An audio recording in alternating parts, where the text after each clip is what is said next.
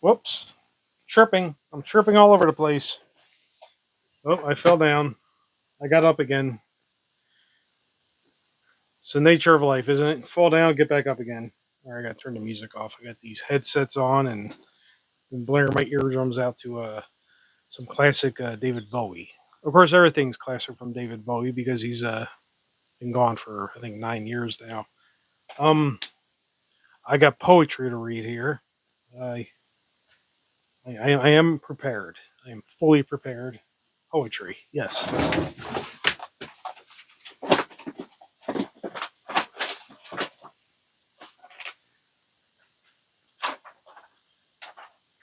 Ah,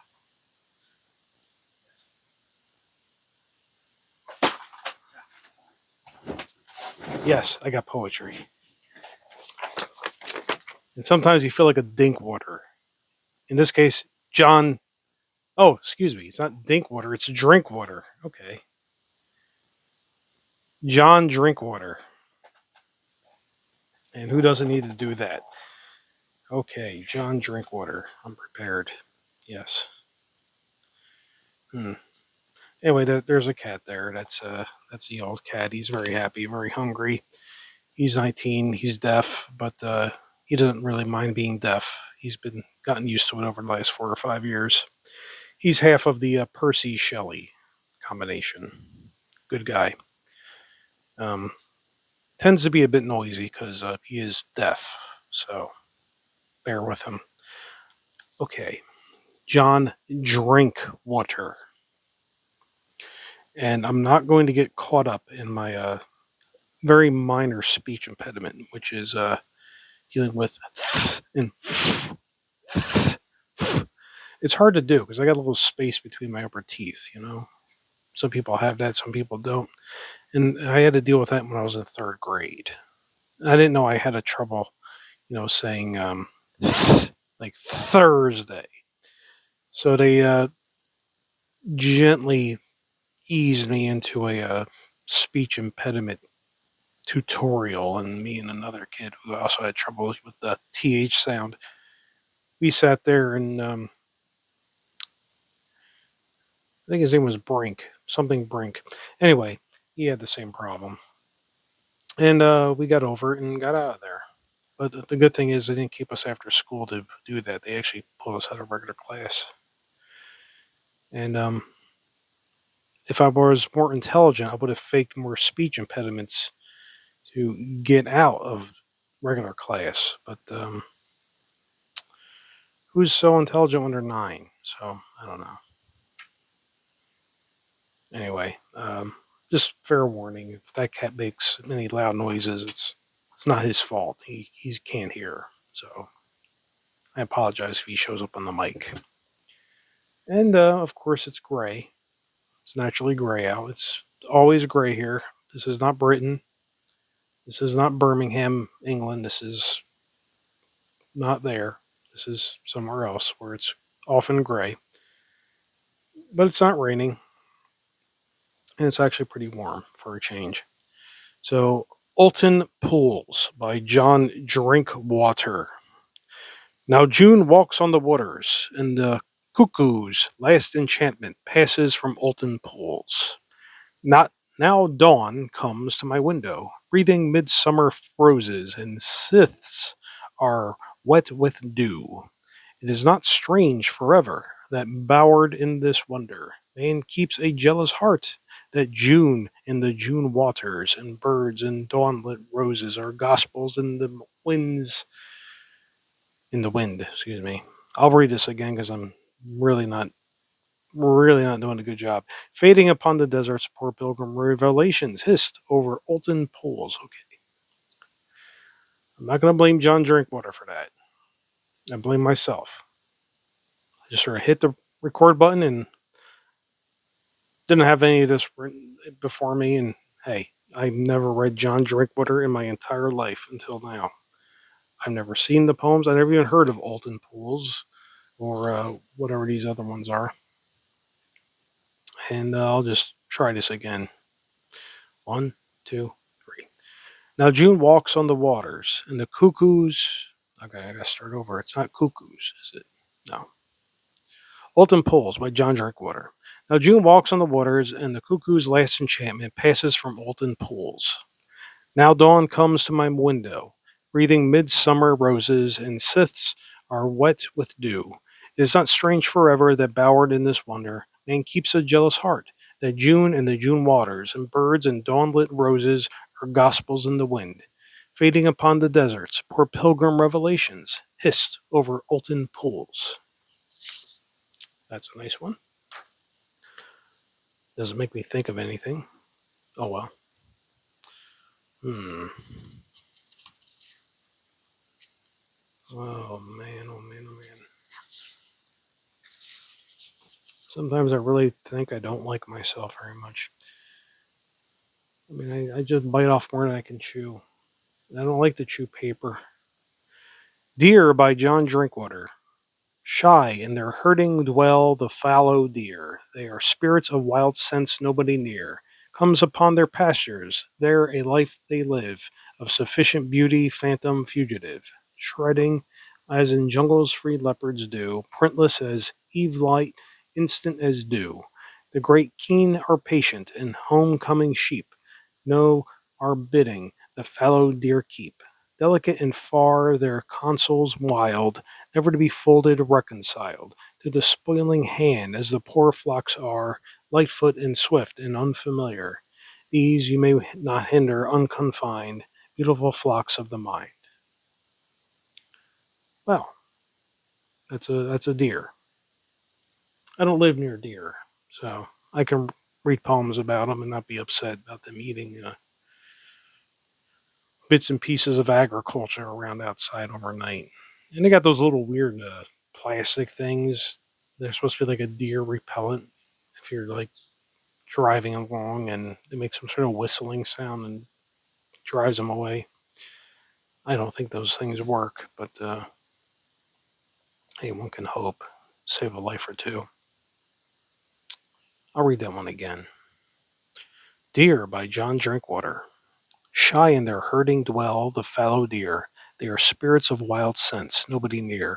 Comes upon their passers, there a life they live, of sufficient beauty, phantom fugitive. Treading as in jungles free leopards do, printless as eve light, instant as dew. The great kin are patient and homecoming sheep. Know our bidding, the fallow deer keep. Delicate and far, their counsels wild, never to be folded, reconciled. To the spoiling hand, as the poor flocks are, lightfoot and swift and unfamiliar, these you may not hinder, unconfined, beautiful flocks of the mind. Rather like that one. What else we got here? Might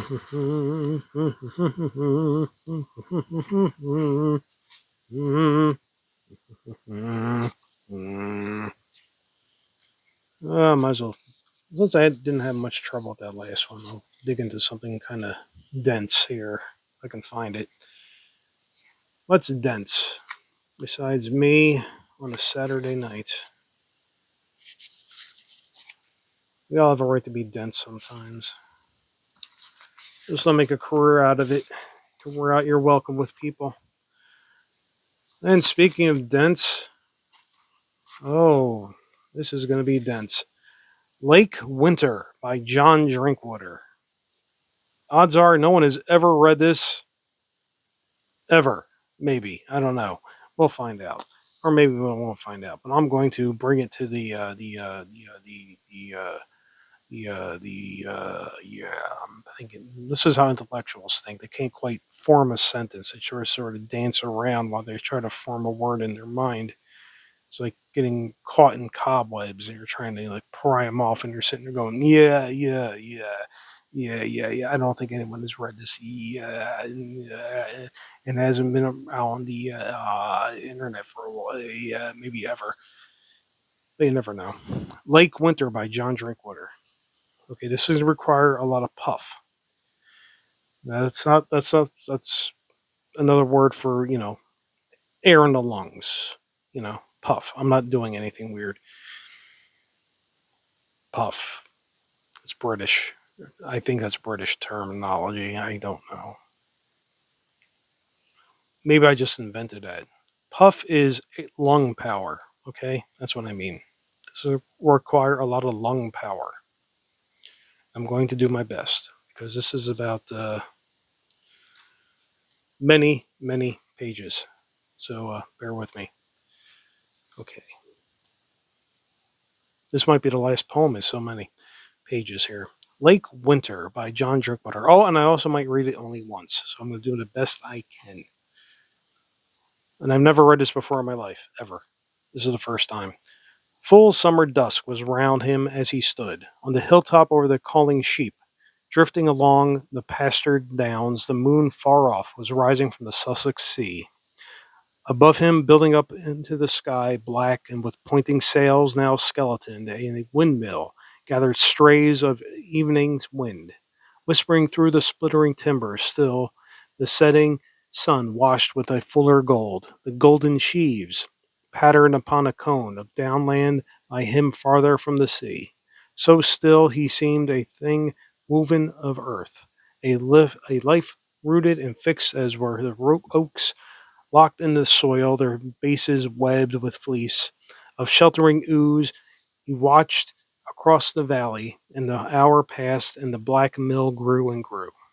And then a light came in a far window of a gray farm cresting the hill beyond, and sudden tides beat on him as he saw a white dress moving in the distant pines. Lake Winter, a 500-acre man, was English, bred far back, a part of England with South and North and Midland in his blood. And somewhere Devon, somewhere Suffolk too, he had been born of love. They had been lovers, who made him, and no more, but they were lovers.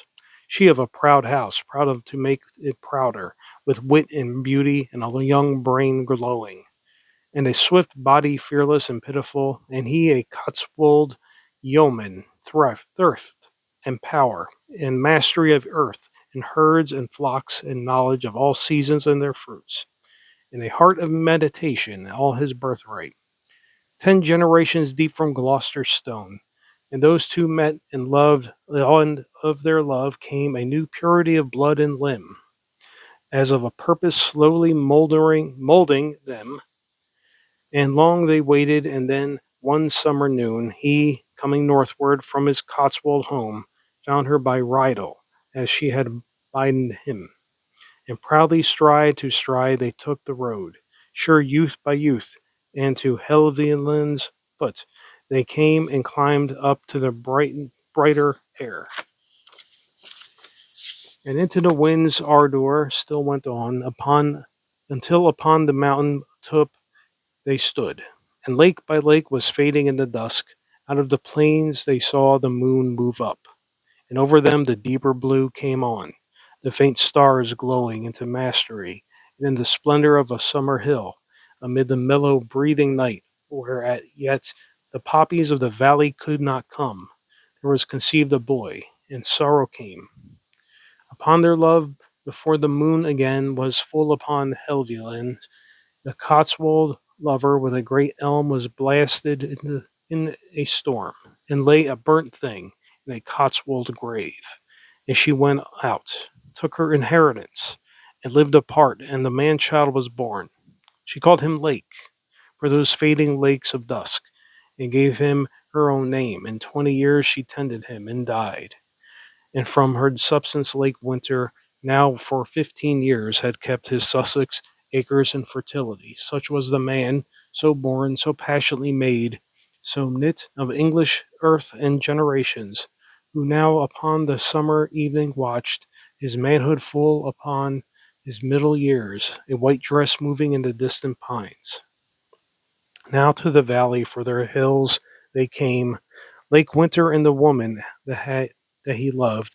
He waited for a long brown garden wall, mottled with moss and lichen, where in the dusk, like a great moth, a late flycatcher wove, and watched her coming down a rutted path towards him, in the flowing of her body, sure step through fugitive cadences of limb, up to the little golden arc of hair was lovely as a known yet wanted tale. Zell Dane, the wife of Martin Dane, who held Tollington Manor Farm, was 10 years wed. Dane was an honest man by groom and horse, paid pew rent and is losing wages, thought the British Empire lived at Westminster, stood by the state and rights of property, drank well, and knew the barmaids of a county. He married Zell, and neither could have said he why it was done.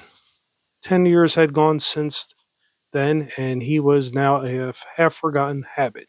She some queer porcelain stuff beyond his knowing.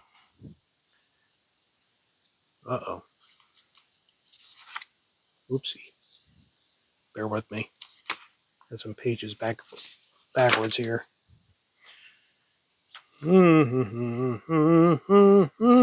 She's some porcelain stuff beyond his knowing. Yeah, no, that's correct. That's right. Don't mind me. I'm just having a ball. Lake Winter came and went at Tollington, as other neighbors, a little in Dane's mind, suspect for certain rumors of his birth, but known for a straight rider and plain speaker, who meant his words and had words for his meaning. And Lake and Zell, between the jests at table, where they could match the best wits of the room, would talk of things that Dane and the rest counted as pointing ways not good for level minds. Why pose about Beethoven and Debussy, or these French fellows, Degas and Picasso, when there was when there were Marcus Stone and a long, long trail and a little gray home in the West that common folk could understand? And however the truth might be, it wasn't decent openly to say that William Wordsworth was a better poet, though more or less in a poet was no matter, because it seemed that once in his flaming youth he had loved gloriously in France. Dane heard and saw, and was a little troubled that clear heads should cloud and squander thus, a little scornful still if it gave them pleasure, and it but meant mind with mind idling together so.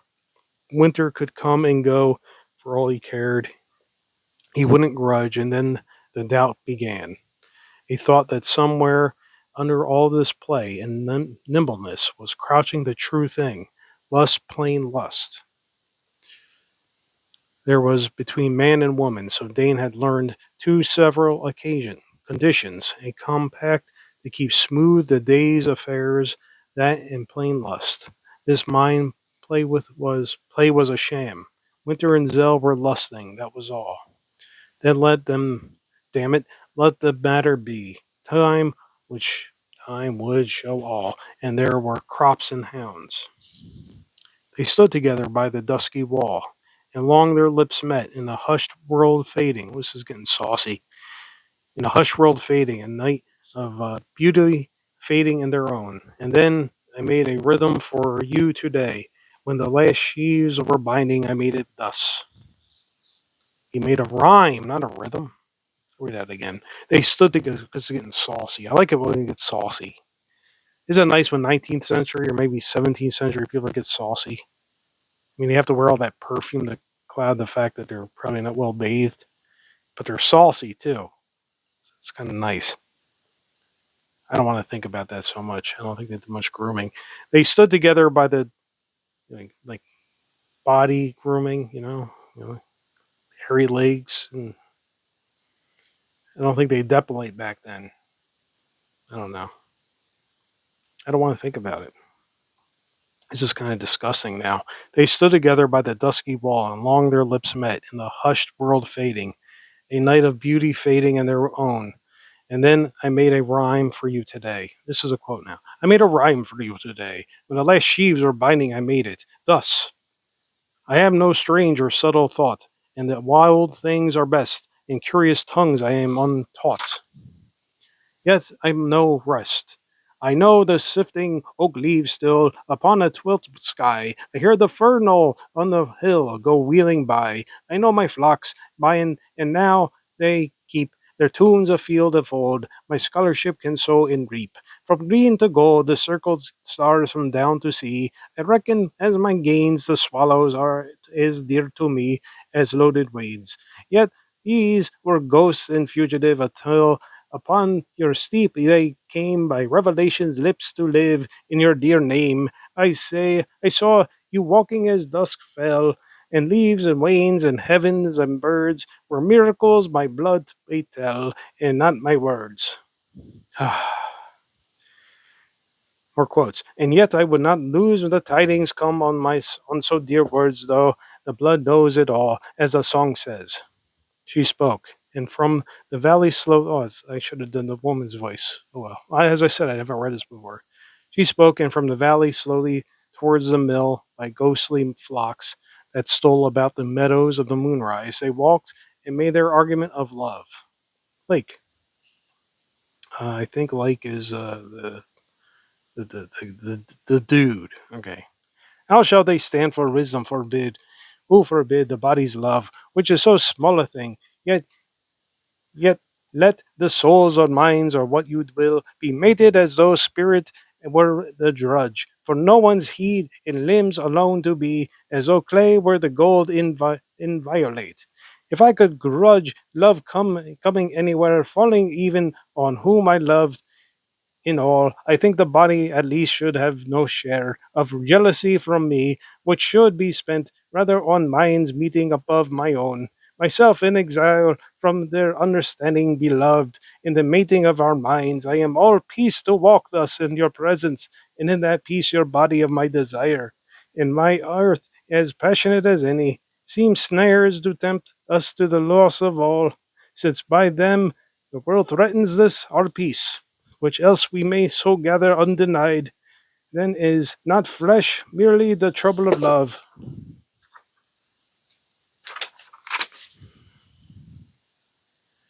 Ooh. When love goes thus, as love between us now. Did I tell you this was really long? Zell took his hand, and her life was in his veins, and his words back beat back upon him as she spoke.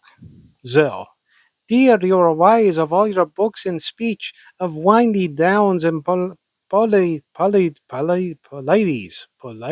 of men. Dear, you are wise in all your books and speech of windy downs and polities of men, and the old passions weaving history, and strong and gentle things of sea and earth, and the poor passing of life of man. But not in this. You have your great heart courage for all such ardors as might have make you seem some fabled hero standing against fate, but not in this, in sifting vanity from the right honor, and building from ambition. You have a vision constant as the tides, but not in this. They may look Sussex over from any man who's found a crooked word ever upon your lips, and vainly look, because, dear, truth is an old habit in you, but not in this. Here in the night enchanted, with not an ear to catch the whispered truth, let nothing but the truth between us be.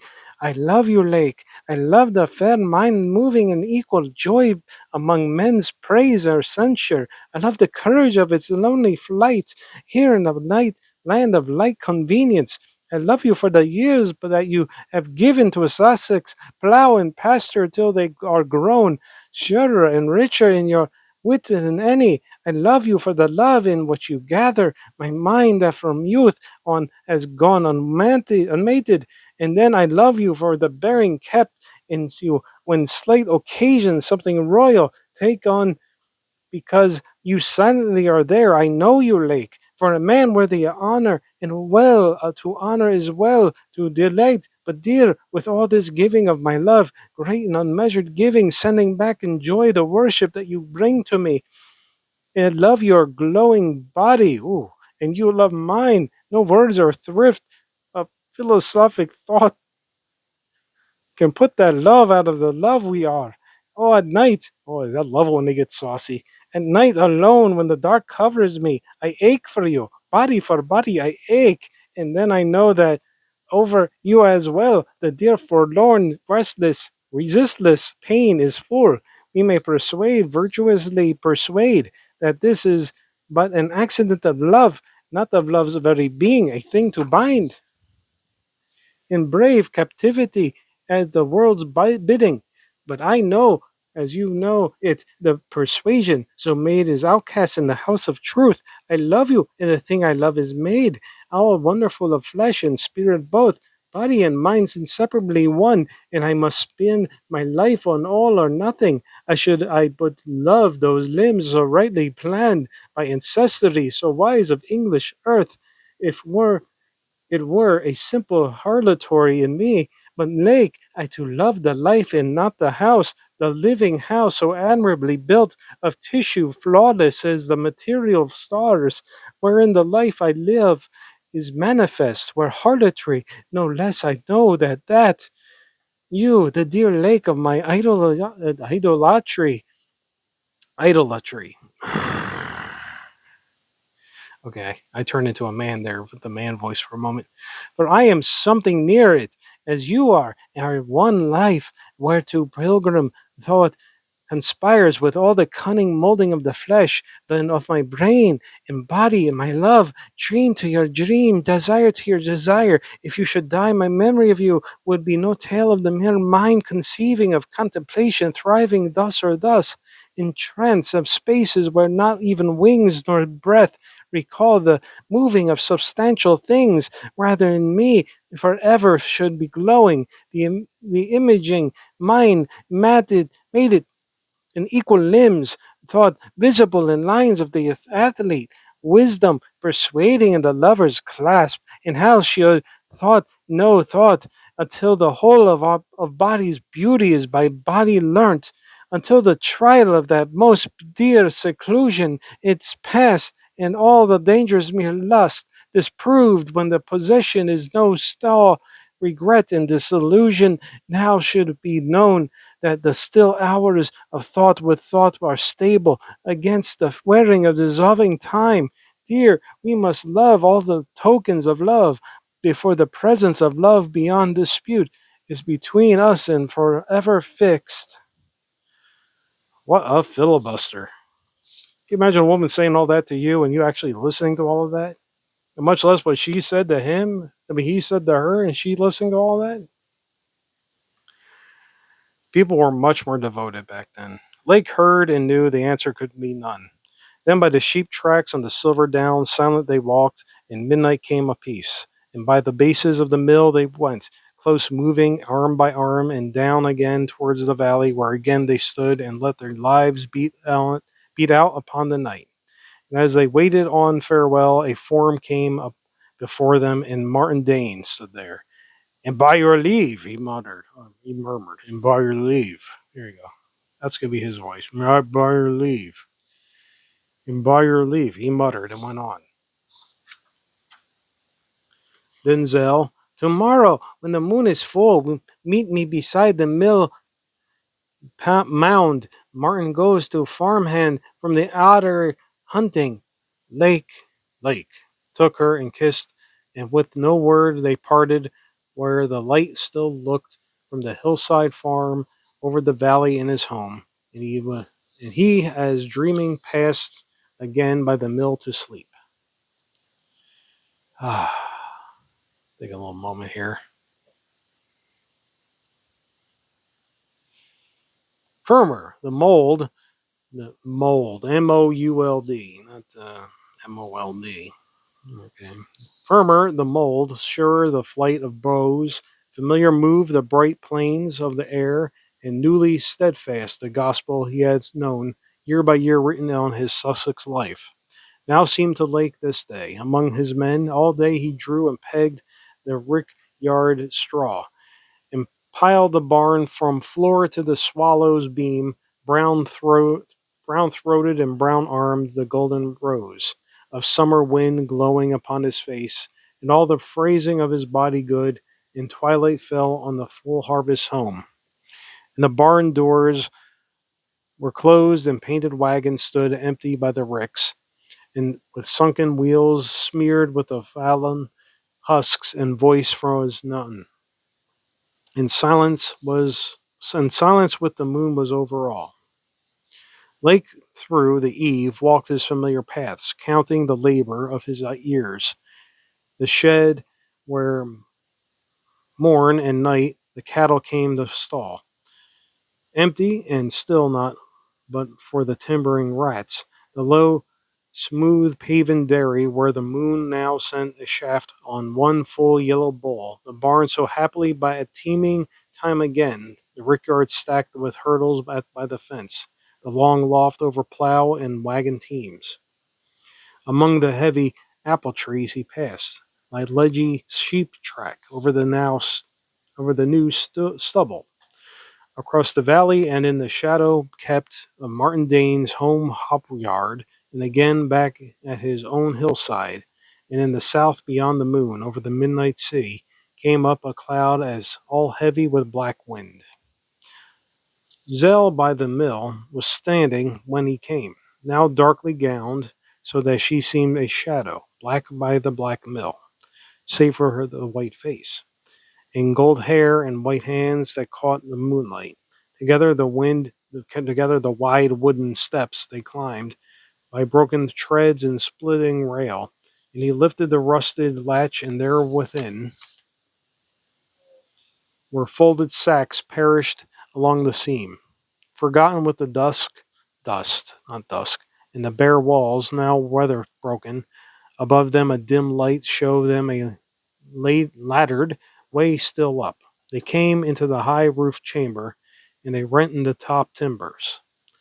Let the moonlight in, half moulding to their vision spars and beams, the mill's old ghostly life in sailcloth piled from the use of generations. A window space, just from their towery refuge, let them look over familiar earth now tranced. And Lake saw yet again his roofs and acres loved, tenderly as though interpreters of his long care and their good yielding hours freshly upon his senses ministered. Zell across the valley saw a lone slumbering light, while from the south the mounting darkness crept, and the wind gathered and moaning upon the mill, filling its frame was a low pulsing breath. And over love the heavenly figures went in their unchanging change, no longer now the moonlight shafted through the torn roof timbers, and star by star crossed the small field of sky. And in those hours of peace that only comes with passion mated and of passion born, Lake knew within him, stirring that far beauty of an old starry still Helvellyn night. And Zell made all the wisdom of her words wisdom of life, so simple and unclouded, leaving no fume of trouble in the dark, ending forever the brain's captivity. They slept, and still the south wind gathered up, gust upon gust to a full swelling tide, and the great sail timbers groaned and blackness fell over the mill that trembled as in pain of age now nearly all quarrels done. Along the ridges of the downs and swept, beating the boughs of ash and elm, a flood of storm exulting in deliverance and fury up and down. Whoops, where am I? And fury up and down the valleys played, and rose and split and sank upon the hills, and to and fro the thunder bayed, till sudden the world about the sleeping lovers shook with sounding doom, and Zell, waking, cried out, and he stood and he beside her stood, folded her a moment from fear, and kissed her, and they turned to go, when from the bases of the mill a shrieking of as of life being crushed and torn clanged out upon the beating elements, and the hurt timbers, whipped and wrenched, sent up a last fierce wail, and for a moment swayed, then gave the life of 100 years, and to the earth the mill plunged in defeat. Sleepers along the hilltop in the night stirred as a ruin above the thunder broke, and slept again. And dawn upon a world of leaves and downs and sheep washed into brightness came out that came on that Sussex of a clear sky, and on the sea that little ships went on with sails just filled with a small virgin wind, and slowly one by one the village came to see the old mill that their sires had known, and sires beyond them, blasted in a world where the peace was Lord as in the mortal wound. They stood in silence, kept up them up until one saw suddenly upon the dawn breeze blown out from the mound of split and twisted timber, a strand of golden hair. And strong arms worked until upon the grass unheeding lay those two dear bodies locked in a love that now was beyond malice and denial and fear. And Martin Dane, home from his hunting, came and heard and saw them lying side by side and wondered how could folly pay so much for so unsound and gossipy an end, gave his instructions for a decent grave, and found a tap room topic into his mind. That night the promise of the dawn was full, and on the broken mill a clear moon shone, silvering all the ways the lovers knew. Then by the wreck a shadowy figure watched, half lake and half the old Helvellyn lover. And on the night a whispered cadence fell. Again in the world a story has been made. These looked upon beauty unafraid. Oh, these were lovely, these were the great ones, they dared and denied not, and upon love's bidding fared, pity them not. They would scorn that as your hate, they knew the voices, they knew the hours that mate, with hours beyond all judgment of mankind. These were the proud adventurers of the mind. Kindled forever because of them shall be a wiser freedom, the long lanes of the sea, the golden acres of Sussex shall wholly keep their names, their love, their wending, let them sleep. Well, that was a brief love affair, I suppose. But they went out together, you know.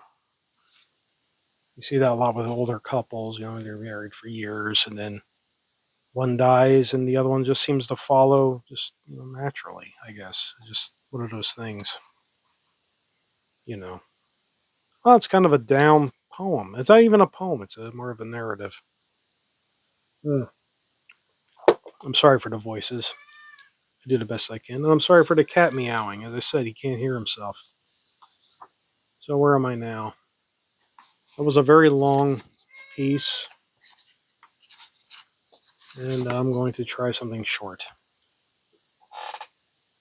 Assuming I got battery power here. I have the intelligence of technology when it comes to a turtle. I have the turtle's intelligence of technology. That's what I mean. Try it again. Interlude by John Drinkwater. Just ignore the cat. He's got plenty of food.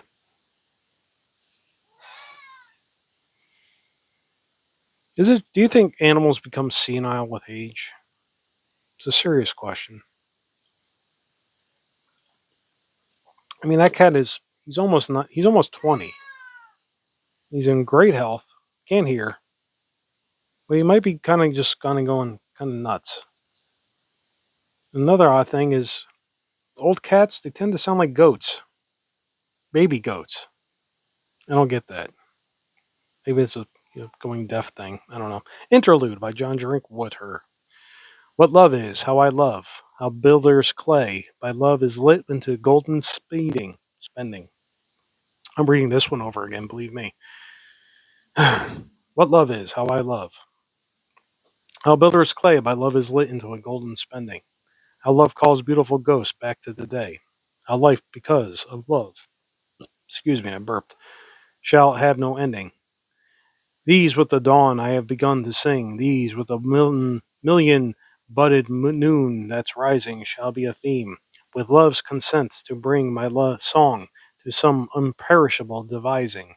And may the petals of this garland fall on every quarrel, and in fragrance bless old friendship and the little comfort all the weary loves that walk the wilderness, while still my song a consecrates alone to her who taking it shall take her own.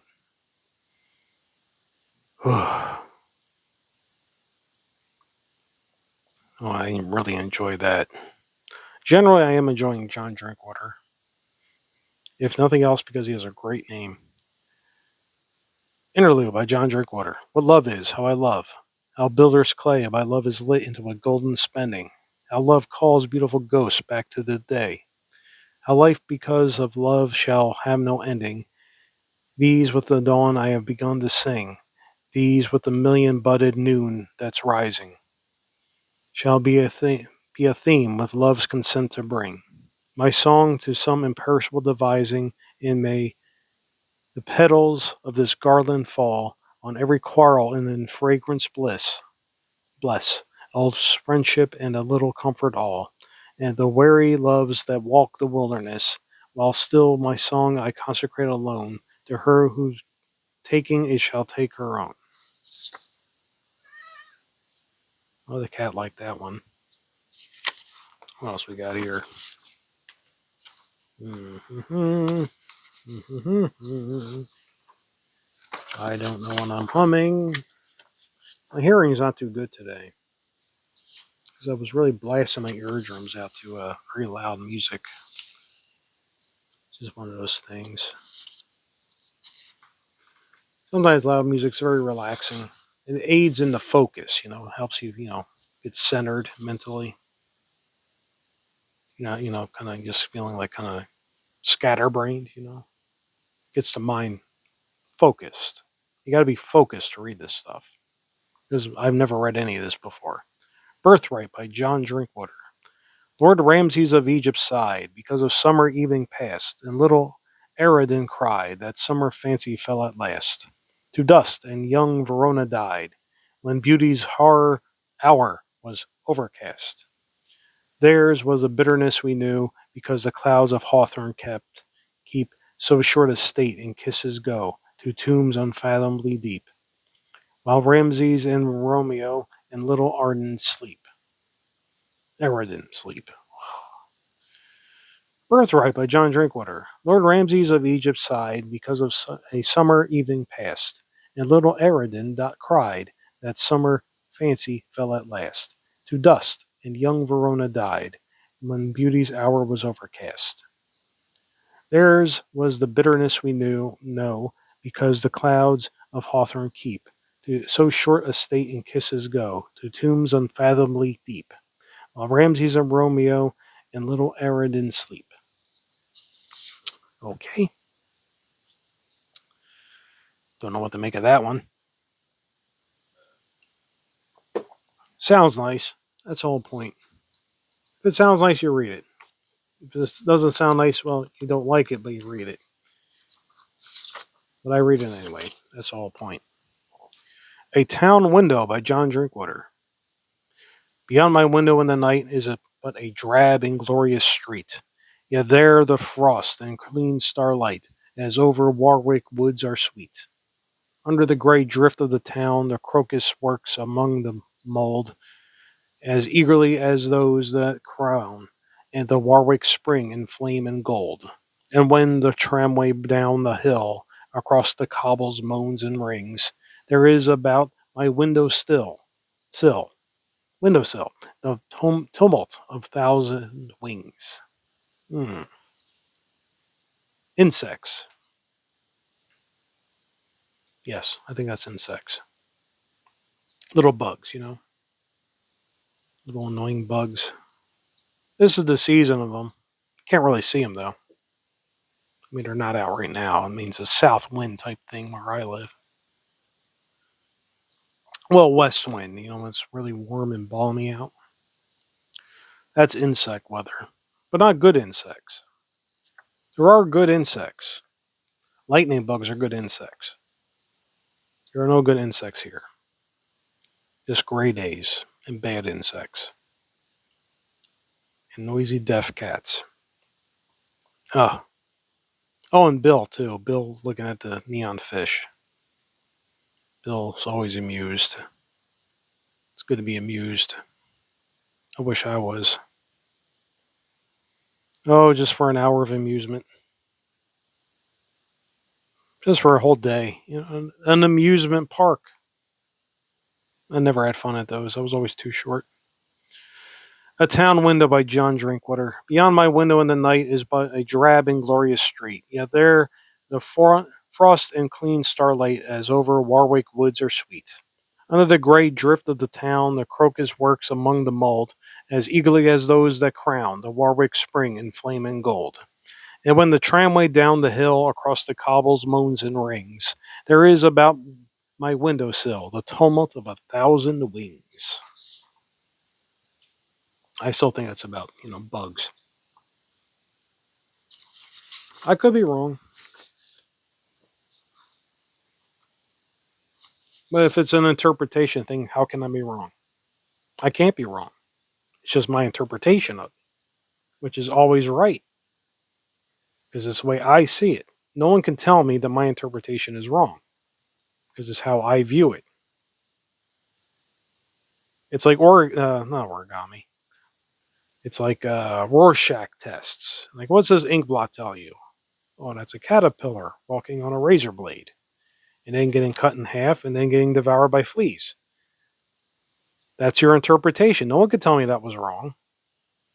No one can tell me that was wrong. That's a fact. That's my interpretation. Same with poetry. Same with, if you want to read it and you interpret your way, you interpret it your way. It's not wrong. It's your interpretation. Thus endeth the lesson. Moonlight Apples by John Drinkwater.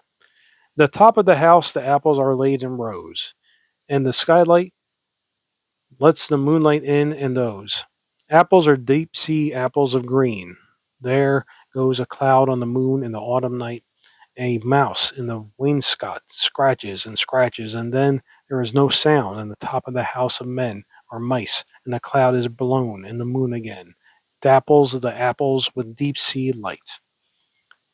They are lying in rows there under the gloomy beams. On the sagging floor they gather the silver streams. On the moon, those moonlit apples of dreams, and quiet is the steep stair under.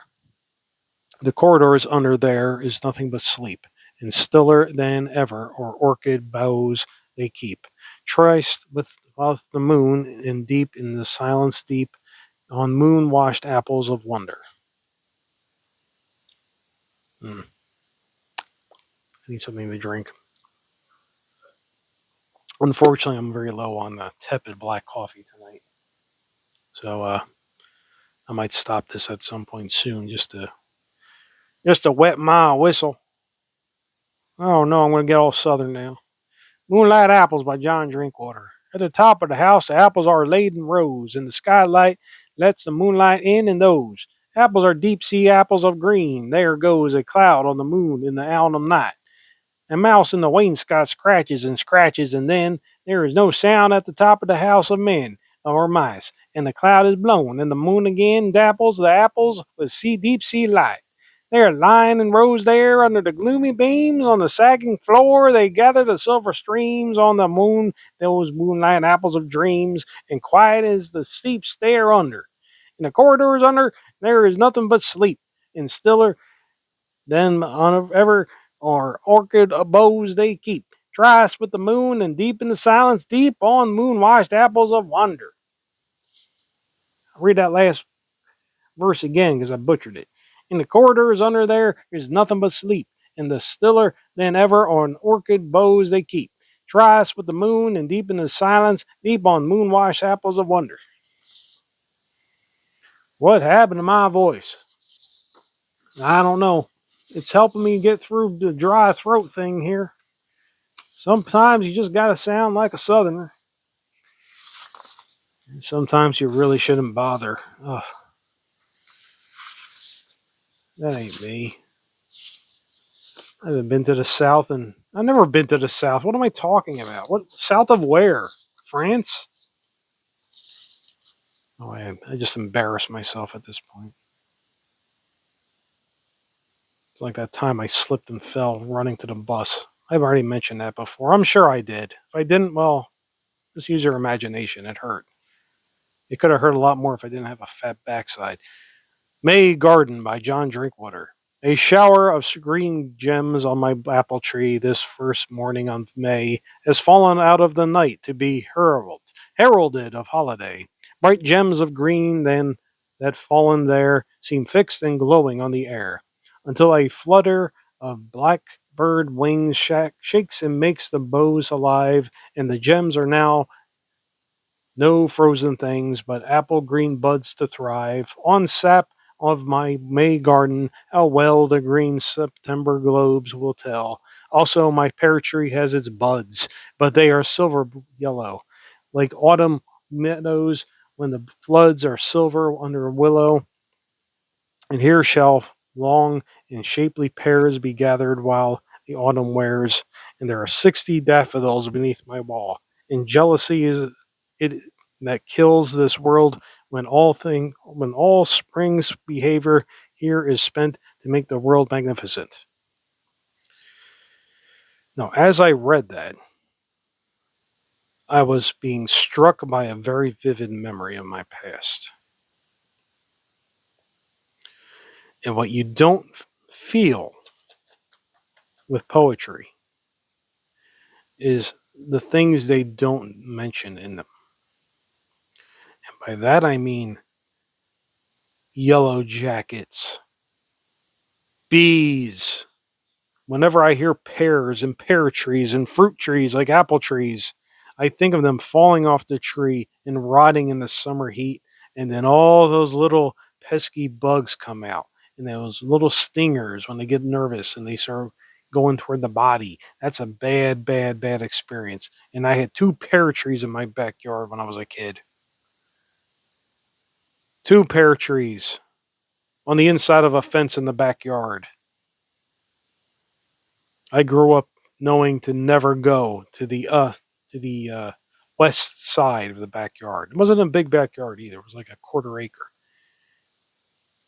But never go toward the fence. Never go toward the fence. You'll get stung between the months of June and September.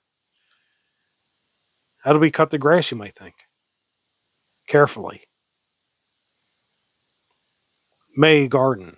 Well, gardens in May aren't so bad, but you don't get a sense of the thousand wings. It's another poem. That's right. It makes sense now. These belong together. The town window and May garden. Even the Moonlight Apples poem. May garden by John Drinkwater. A shower of green gems on my apple tree.